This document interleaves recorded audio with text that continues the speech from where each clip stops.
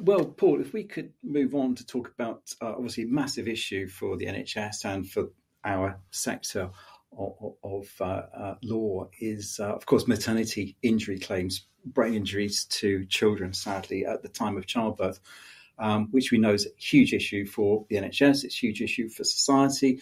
It's only 13% of all claims against the NHS, but it's actually 64% of the total value of the compensation being paid. So it's a massive issue. If the NHS can, reduce the number of claims or reduce the cost, it's going to have a huge impact on everyone, in particular, of course, the poor families affected by these issues. So if we just talk about that for a moment, where do you see perhaps progress that could be made in these maternity injury claims? Absolutely. I mean, and you're spot on in terms of your analysis. And it does seem to me that we've got to get back to the root causes here, which is back to maternity wards and what's going on. And I think it's been really disappointing this year to see the number of, investigations being launched yet again into some of this, and also the number of maternity wards that are being rated inadequate by the CQC.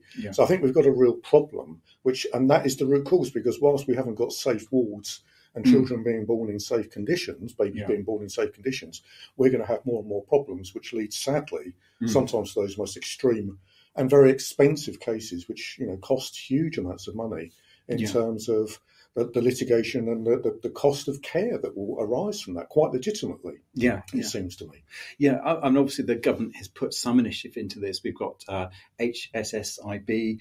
We've also got now the MNSI, Maternity and Newborn Safety Investigation Unit. So there's some government initiatives going into this, but I kind of think they're looking at this at the wrong end of the telescope, as it were. So they're investigating very hard after the event, and like you say, not investing before the event. And the blame, as it were, seems to be passed on to the families, that they're a burden on the state, and they're costing the state a lot of money because of course, the way the claims are made. And of course, the claims have to be made on the basis of future care being provided by private sector employees employed by the families.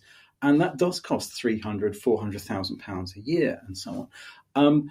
There's a lot of talk about having a tariff scheme or a no-fault scheme. What's your thoughts on that?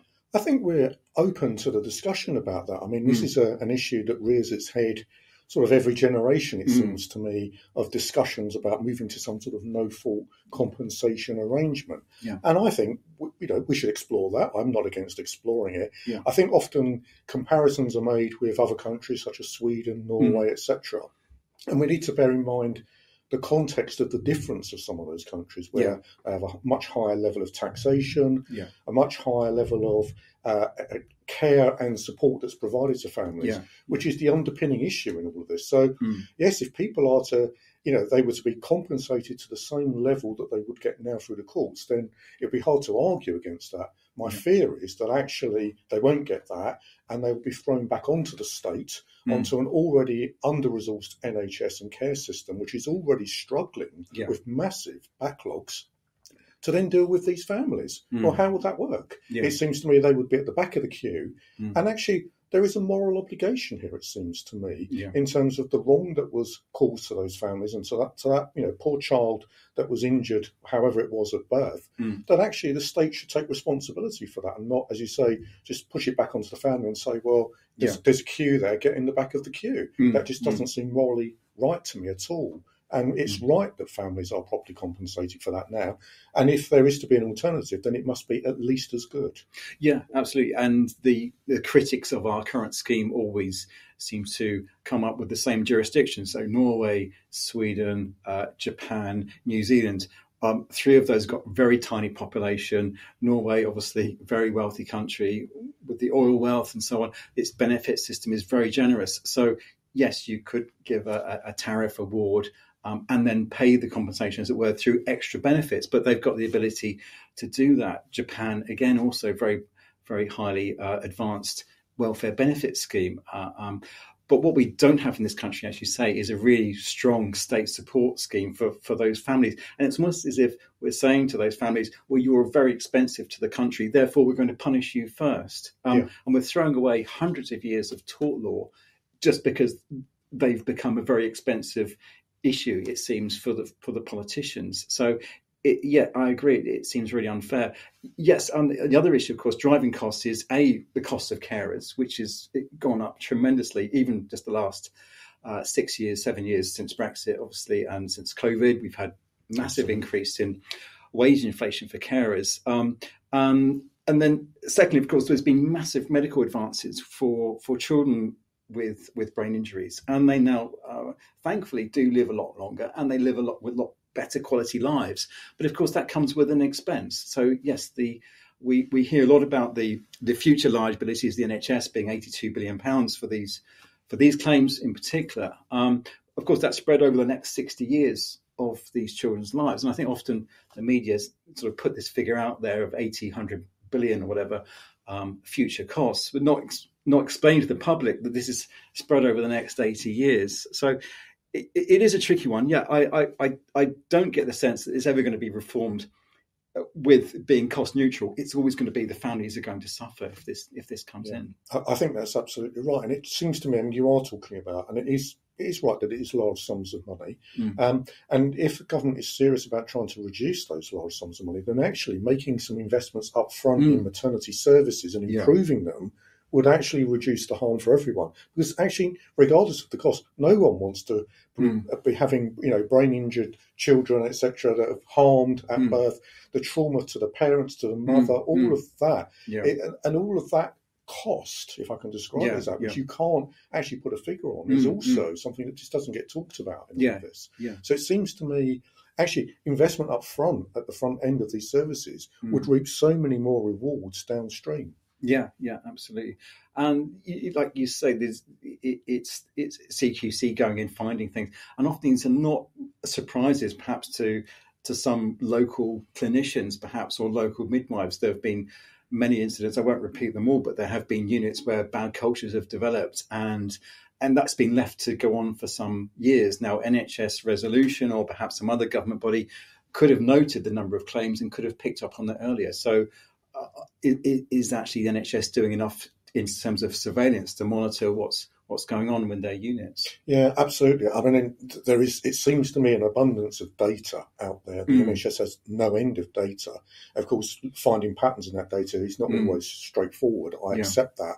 But I can't believe that actually that there isn't soft and hard intelligence out there that could be better used more quickly to identify trusts that are not performing well, that actually should be addressed more quickly than they are now. Yeah. And I suppose also, I mean, I'm pleased that HSIB has come along. There have been campaigners looking at this saying, why can't the healthcare industry have something similar to the aircraft industry? So obviously, when an aircraft crashes, obviously immense trauma and financial losses and all the rest of it. And then that will be analysed very carefully in a detailed report by air safety investigation bureaus, etc. There is an argument to say every single one of these cases needs to be analysed in minute detail, not just skimmed over, and then disseminated. Could we have more dissemination of learning as to problems? And it can be human factors, it can be resource factors, but I think there's a lot more could be done there. I think you're right, and actually, I welcome the initiatives that you just talked about in terms of trying to improve the overall quality of investigation that is going on now in these areas. That must be a good thing. And I think there is learning to be had from highly critical industries where there's safety is a massive thing, like nuclear industry, rail industry. There is definitely things that can be learned from that and improvements that can be made. And the optimist in me says that is beginning to happen. I think it will take time.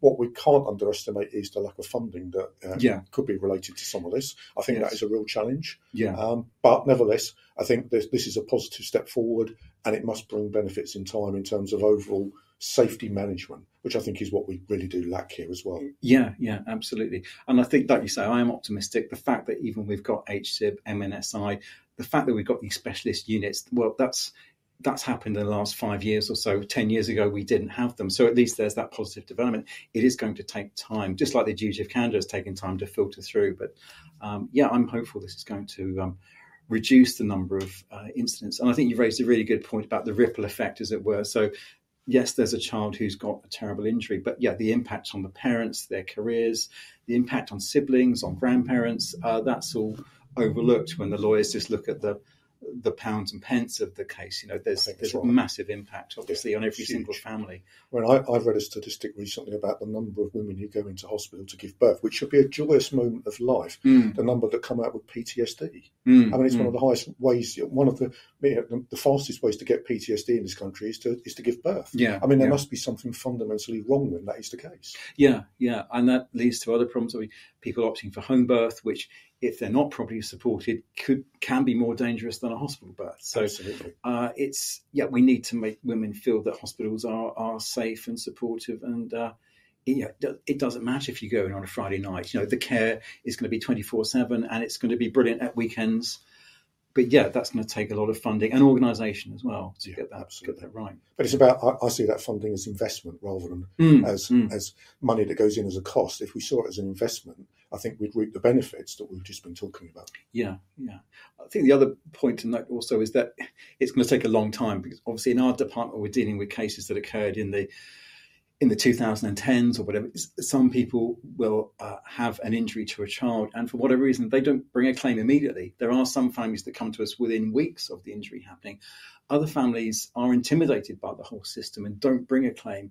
So we're instructed by people in relation to injuries that happened in 2006, 2009 even, and they've struggled on trying to cope for themselves. So I think even if we do really good change right now, there's still going to be a lot of cases coming through the system. It's going to take a long time for costs actually to reduce. Absolutely. I agree entirely. I mean, these things do take so long. So absolutely. Yeah. Okay.